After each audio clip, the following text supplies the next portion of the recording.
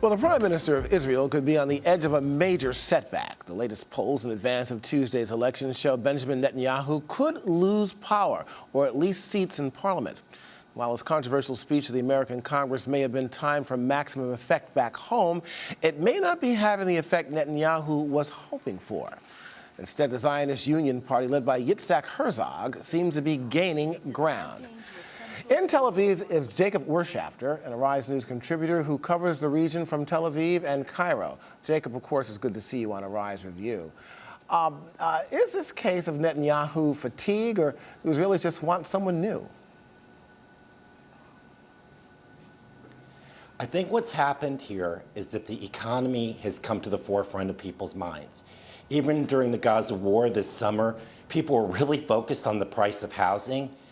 And the Likud campaign, which has tried to focus the public's attention on security issues like Iran and the difficulty in coming to some sort of an agreement with the Palestinians, just hasn't captured the public's imagination the way that ongoing concern with the high cost of living has worried Israelis. You know, Jacob, it seems like the economy is first and foremost in most people's minds what it affects them most. But Israel, some would say, probably is a little bit different in the fact that they're surrounded by millions of people who are bent on their destruction, Iran being one of them. They've publicly said this many times. And, of course, the narrative in the United States has been as such, that this is a really big deal. Negotiating with Iran would be a losing proposition. So one would think that the talks between Iran and the P15 countries would be front and center in the minds and hearts of Israelis. So there's Bibi fatigue, but there's also Iran fatigue. I mean, Israelis have been told that Iran is an existential threat, and they believe that it's an existential threat.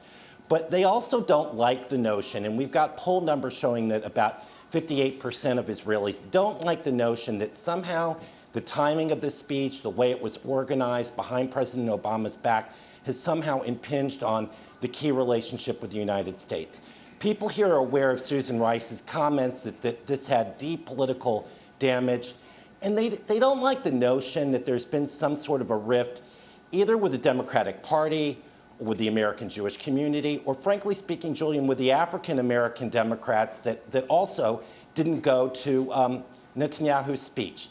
They want to see a healthy bipartisan relationship with the United States, and they want to see security matters handled between the United States intelligence agencies and the United States political and diplomatic leadership, and the diplomatic and security relevant agencies here.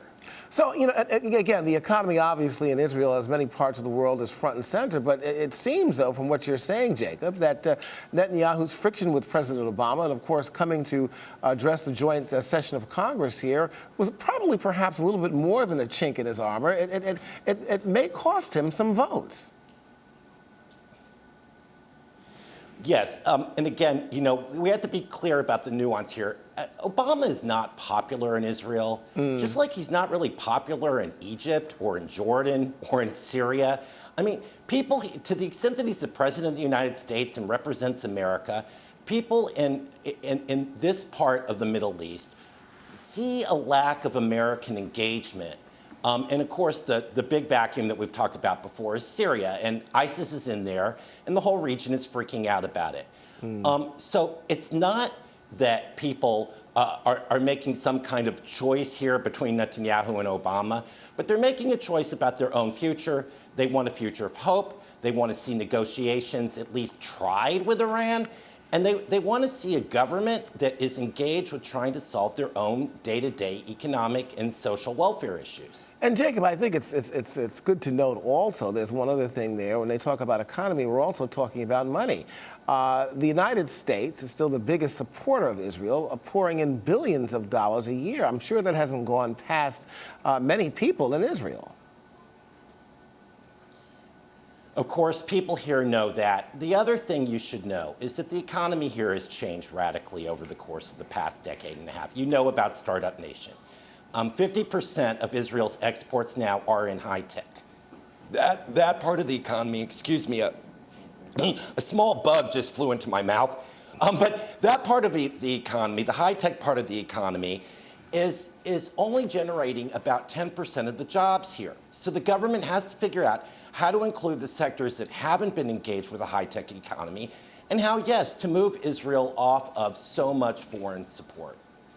Well, Jacob, I'm glad you ingested a little bit of protein before your segment is over, but we've run out of time, and it's great to have you on the show. Thank you for your insight. Okay. Coming up next on Arise, we're full of surprises here. We'll check in on the upcoming presidential election in Nigeria. Stay with us.